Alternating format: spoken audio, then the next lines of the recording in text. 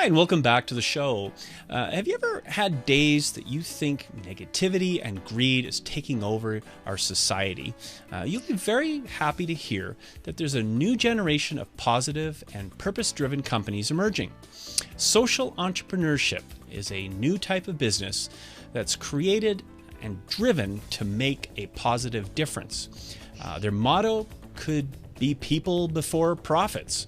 One such company is the Graduate Network, and we're pleased to welcome founder Melanie Hayden Sparks. On Leap TV today, I have the pleasure to introduce you to Melanie Hayden Sparks. You know, I'm a really good businesswoman. If there's one thing I know how to run a company.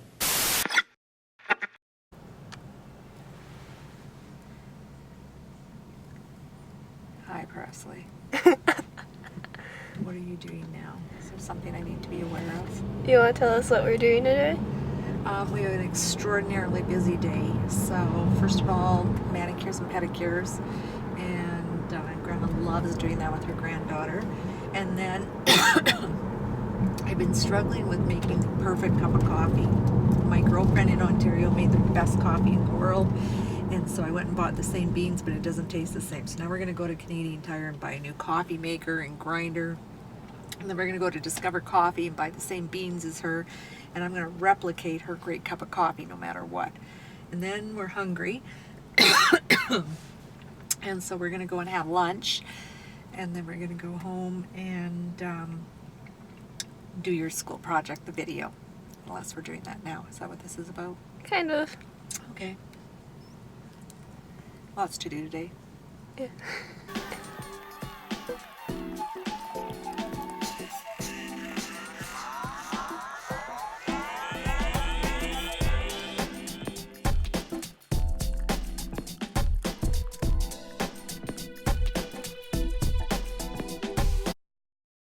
My name is Melanie Hayden Sparks, and I'm very proud to be Press's grandma. Okay. What's your job and what do you do for a living? I have been in sales and marketing for over 30 years.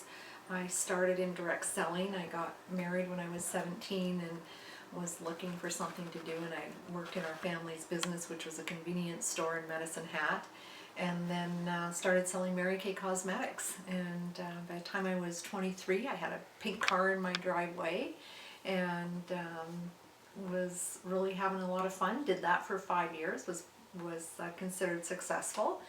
And then I went over to the corporate side and got more into the marketing training and so on.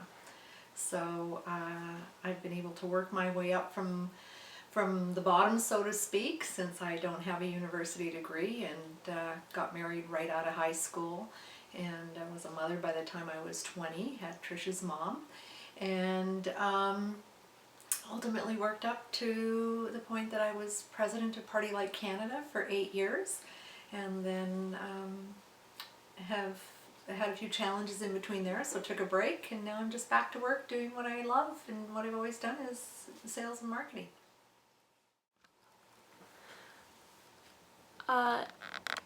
Do you consider yourself a successful person?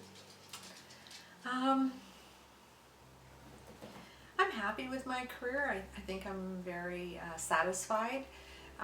Probably with a lot of people looking at my career, they probably say that I'm very successful. In I think it was 2002, I was Canadian Businesswoman of the Year. I've been on magazine covers and have had lots of recognition that way, but when I look around and see the amazing things that other successful people have done, I don't consider myself anywhere near what they have done, but of course not comparing. I just think I probably could have done more, better, or different, but I'm pretty at peace with the success that I've had and where I'm at in life. First question. What do you think of your mother? Are you recording right now? Yes. I think that my mother is phenomenal. I think that she... I'm gonna close the door. Can you start this over so I can at least... I can edit it.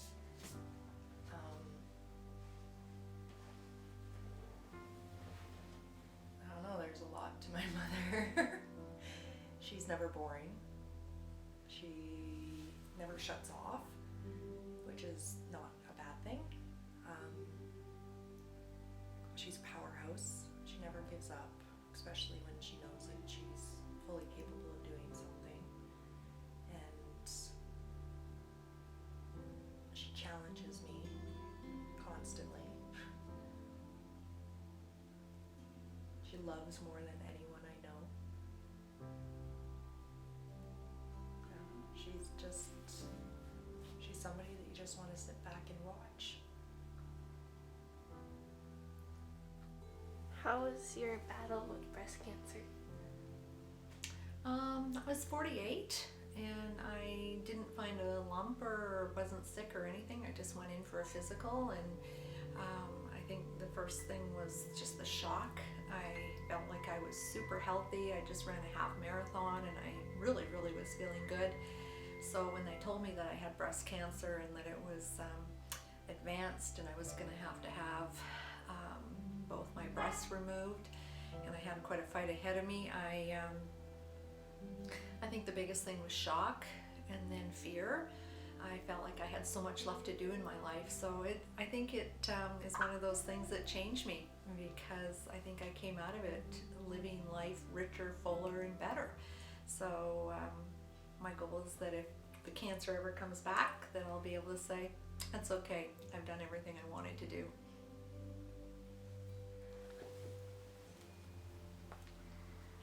How do you feel as your life has changed over the years? Oh, how has life changed over the years?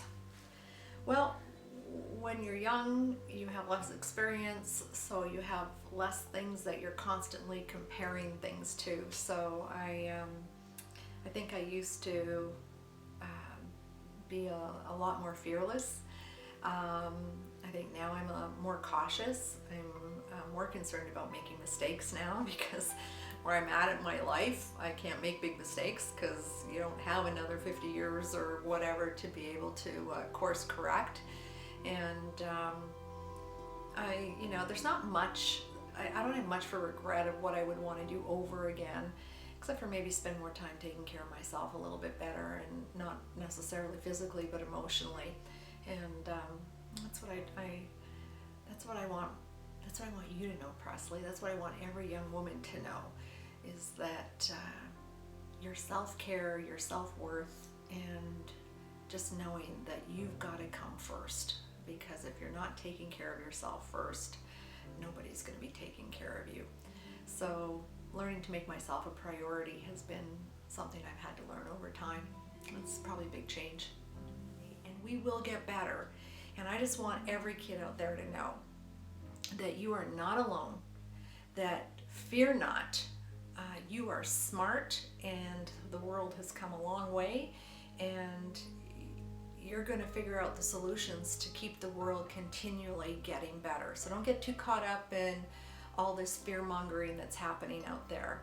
And I know all of us grandparents are going to help you and see you through. You ever feel like you can't get through a day, you just get to your grandparents or get to an adult, and we're going to make sure that we are always there for you. And I don't think that teens today often use their support systems and their resources enough, because whatever challenge you're facing, there is somebody that if you reach out to at school, at home, in your community, somewhere, somehow, we're going to catch you and we're going to be there for you.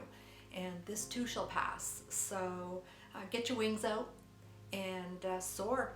You go after whatever you want. You get your hopes and dreams going, and you dream them big, because everything is possible, and you are nothing but potential right now. And that's why I'm excited to watch my grandkids and all their friends and seeing what they're going to be when they grow up, because I know it's going to be awesome.